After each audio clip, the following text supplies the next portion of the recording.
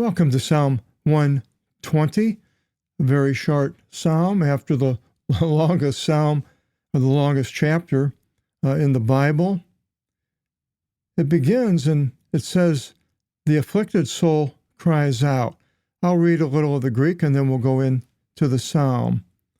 O thee, ton anavathmon, pros kyrion, ento thalivesthe me. Ekekraksa ke isiku mu. Kyrie riseti psikin mu apo helion adikon ke apo glossis tholias. An ode of the anavathmon, of the steps. The steps can be referred to physical steps or an incline of some sort, or maybe even in music. We have King, I think it was Hezekiah, that was shown the shadow on the steps went down or up a certain amount of steps. This is a step is in a staircase, but it could be also a step in music here. I'm not really sure, but even then, whatever, the titles are questionable, whether they were in the original. I cried out to the Lord in my being afflicted, and we have crying out in the last Psalm 119, verse 147, where we see Jesus cried out in different places in the temple and on the cross. And he listened to me. Crying out to God is when you're desperate. One of the prophets would not talk to a woman, wouldn't touch women, and he had I think it was Elijah or Eli, I think it was Elisha, but I'm not sure. Gehazi was his helper that went with him, and he ended up being taken in by a woman and her husband and given a room whenever he passed by. He could go there, and when her son died, she went to see the prophet, and he could see that she was upset. Normally, the Gehazi wouldn't let a woman come close to him, was going to stop her, and then the prophet said, "No, don't stop her. She's very afflicted right now." And she cried out, and this is, she's desperate. A person that's desperate in their affliction, and I'm sure many of you have gone through or going through some type of an affliction that you're desperate. But the only person that you really can cry out to, or not a person, but entity, would be God through Jesus Christ. And he will listen. Now, whether the outcome is what you want is questionable, because he does what he wants. But crying out to God is basically the only choice that you have. Who else would you cry out to? Some people, when they go through this time, would cry out to the devil and get mad at God. But this is not what is the best thing to do. It's the worst thing you could do. Verse 2, O Lord, rescue my psikin, my soul, from unjust lips and from a deceitful tongue.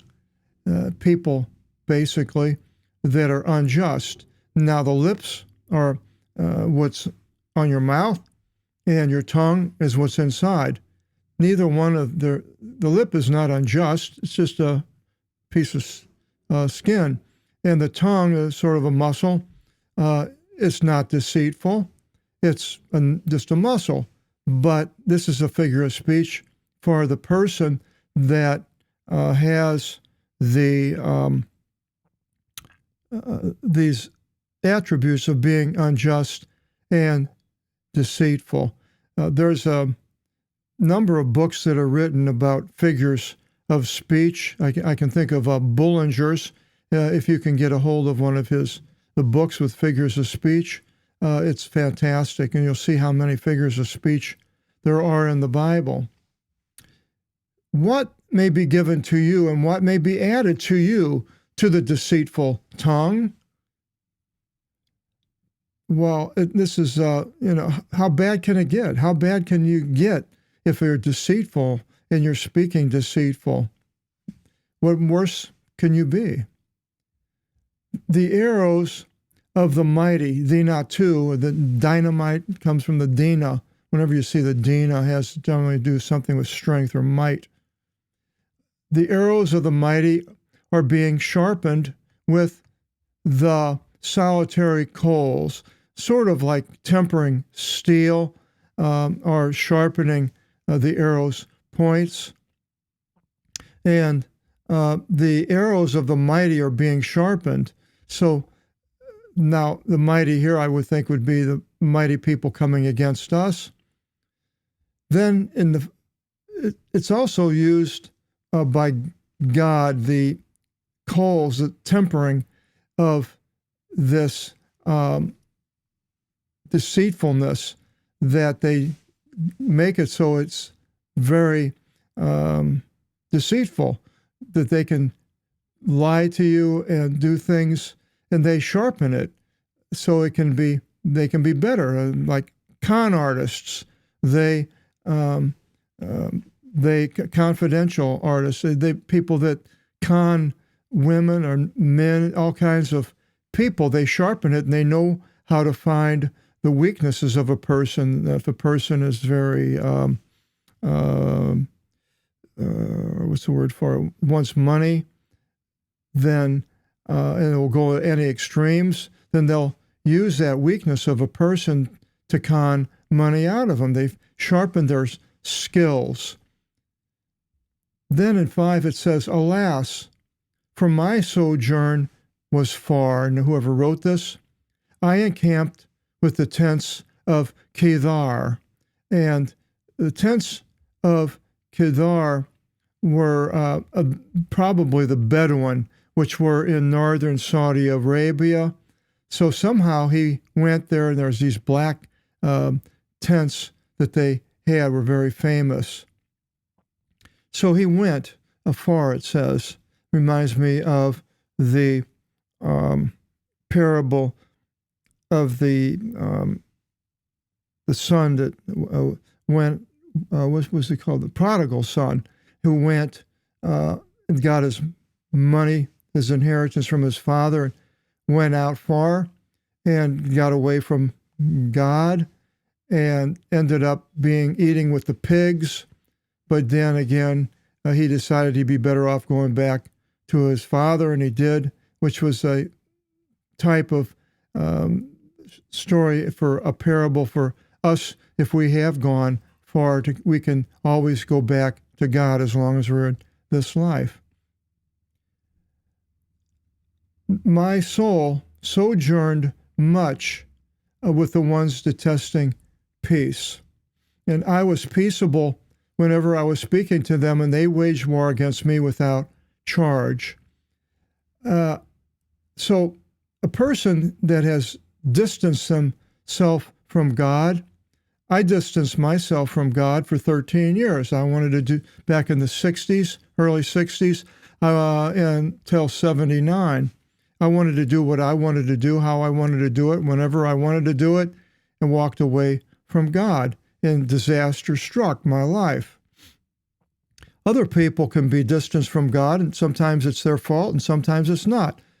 A person, a believer, can be drafted into the army and have to go overseas to fight an enemy, and they'll be gone for years, and they will not be close to God as far as the way they were brought up. But although if they have the Word of God, they are always with God, but it can be a trial to be separated from God. These people back in this time that was written were being separated from the temple, or not the temple, but it could be the temple or the tabernacle, either one of them. And other things that can distance us from God can be our job. It can cause us to walk away from God to a certain extent, even without going in a distance. physical distance. Our friends, you can hang around friends that are not believers, and they can cause a person to distance themselves from God by joining in the things that your friends, ungodly friends, want to do. I grew up when my mother sent me to a Christian grade school and a high school and then a university. We were taught the Bible every day. Now, I knew the Bible fairly well, but I had to take 2 buses in St. Louis to get to the school. And it's like a 45-minute bus ride. And I had what they call transfer. You go down one way for 10 miles, and then you get off the bus, and then you take another bus which goes a different direction. And that bus, you get a transfer, and you finally get to your destination. Well, it was a lot of not work, but activity going in the bus, and every morning spending 45 minutes on buses and transferring, where we had a public school really close to where I live. And my friends, well, some of them went to Catholic schools, and none of them went to the same Lutheran school that I went to, but this was at high school. But a lot of my friends also went to the public school, which was very close, Jennings High School, St. Louis, by Ferguson. And they they get to school in 5 minutes. And I was thinking, well, this would be really nice to get away from going on these buses and streetcars and just go to a local public school. And I wanted to do that. But that would have drawn me away from God. I know it would have, because they didn't teach God's word at all in the public school, and maybe a lot of things the opposite of what God would have. But I decided no, to stay with the Lutheran high school and graduate, which I did. And my mother sent me there, and we weren't very wealthy, and it was a private school in St. Louis. And a lot of the students were from the southern part, South St. Louis it was called, and there were people that were professionals, doctors, lawyers, all sorts of people like that. And my father was a federal policeman and a guard at a post office, and my mom ironed clothing to send me to the Lutheran high school. And now I'm 80 years old, and I'm constantly thanking God for my mother, that she sent me to the Lutheran school system. I learned the word. I was introduced to Jesus at 4 years old, probably. And then I stayed with it. And even though I walked away for 13 years, which she did see, and she's gone now. She had me when she was 44 years old. She was born in 1898 during, I think, Grover Cleveland was president. And so she had me when she was 44, and then she died when about 1989. And I had just started doing the studies for the Apostolic Bible. She never saw anything take place. And going to school,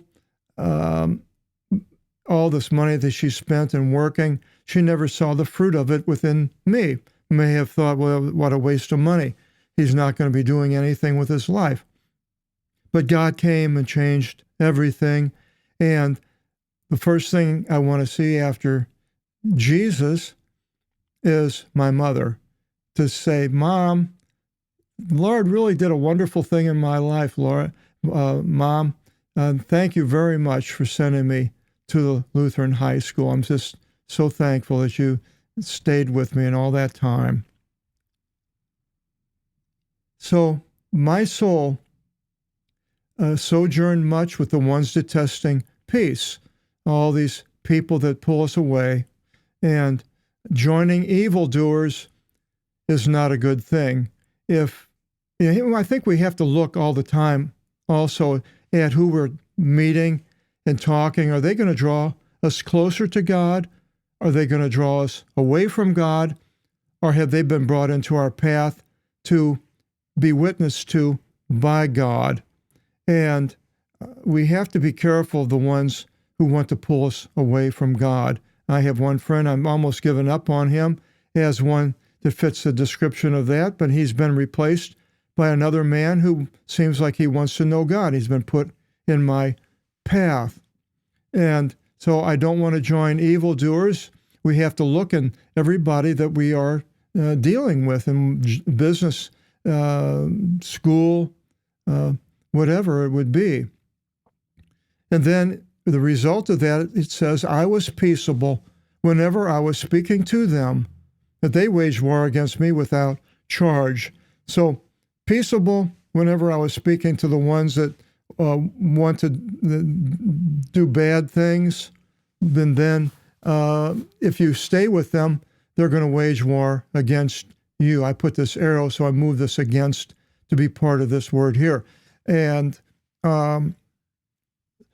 so the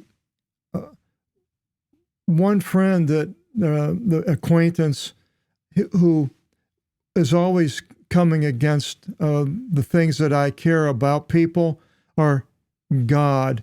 And that is not a good person to be around anymore, as far as I'm concerned. And so you may have that type of a situation going on in your life. Now, it can also be a family member, which is not easy to separate yourself from. But Jesus wants us to do that, because even now, not little children, but if it's an adult and a family member wants us not to go with Jesus, well, even a spouse, we are not to follow that. We are to be with Christ. Now, if the unbelieving spouse, of course, it says in the Bible, wants to stay with you, then that's good. Psalm 121, the Lord guards his people. So when we do have these situations coming up, God does step in. We'll find out how he does that in Psalm 121. Hope you'll join us in the next video seminar. And until then, God bless.